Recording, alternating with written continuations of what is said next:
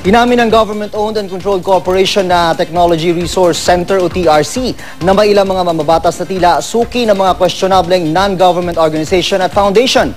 Sa TRC kasi dumadaan ang Pork Barrel Fund upang pondohan ang mga proyektong pangkabuhayan ng mga senador at congressman. Narito ang aking report. Sa mga dokumentong ipinakita sa GMA News sa Technology Resource Center Director General Dennis Cunanan, makikita ang listahan ng 3 senador at 23 kongresista na suki na raw sa pagbibigay ng pork barrel nila sa mga questionableng NGO. Ilan dito, itinatag ni Janet Lim Napoles. Ang 3 senador ay sina Senador Juan Ponce Enrile, Jinggoy Estrada at Bong Revilla Jr. Ang 3 senador ay nabanggit na rin sa ibang report patungkol sa paglalaan ng pork barrel sa mga sinasabing dummy foundation. Sabi sa report ng TRC, mahigit kalahating bilyong pisong pork barrel ang naibigay sa mga kaduda-dudang NGO na ito. Daluyan ng aming ahensya ng mga pondo ng mga mambabatas para dun sa kanilang livelihood development supposedly.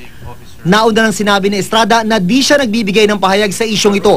Sabi naman ni Revilla, politika at paninira raw ito sa kanya. Sabi naman ni Enrile, wala siyang transaksyon kay Napoles at di rin daw siya nakinabang sa mga pork barrel niya. Nang umupo raw si Cunanan sa TRC noong 2010, pinaimbestigahan niya ito. Lumabas sa internal investigation na questionable ang mga ginawang transaksyon sa mga NGO na nakakuha ng PDAF o Priority Development Assistance Fund. Karamihan ay kulang ang kanilang liquidation report. Kaya iniutos ng TRC na i-blacklist ang 44 na NGO na kaduda-duda ang transaksyon.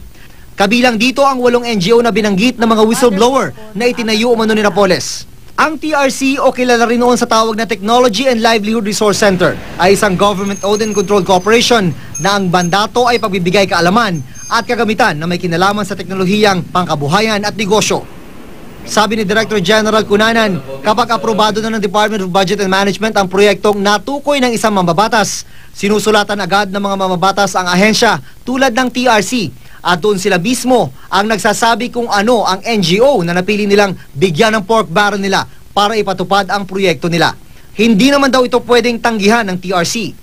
Ang report ng TRC, ibinigay na nila sa isinasagawang special audit ng COA kung saan inaalam kung paano nagastos ang pork barrel o PDAF ng ilang mababatas mula taong 2007 hanggang 2009. Kabilang sa inaalam ng COA kung may anomalya ba sa paggastos ng mga NGO na siyang pinondohan ng pork barrel.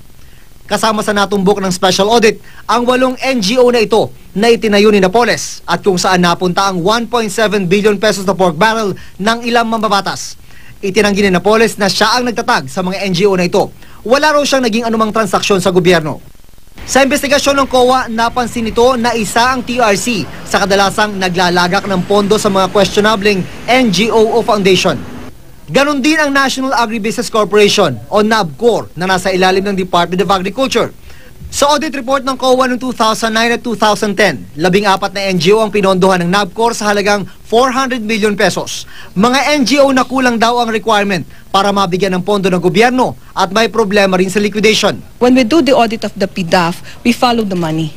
So in following the money, we will be looking at the records of the implementing agency. So if this implementing agency has transferred this money to the different NGOs, then we will be looking at the documents that would prove that such money really flow into the hands of the NGO. And from there, who will be the beneficiary? Ayon kay Agriculture Secretary Proceso Alcala, alam na niya ang tungkol sa COA report. Kaya naman simula taong 2012, di na raw nila pinapadaan sa NABCOR ang pagpopondo sa mga NGO. Nagkaroon daw kasi sila ng problema sa liquidation ng NABCOR. Tinawagan ng GMA News ang tanggapan ng NABCOR, pero wala raw sa opisina nila ang kanilang presidente na si Onesto Baniqued. Nasa meeting naman daw ang legal officer nila.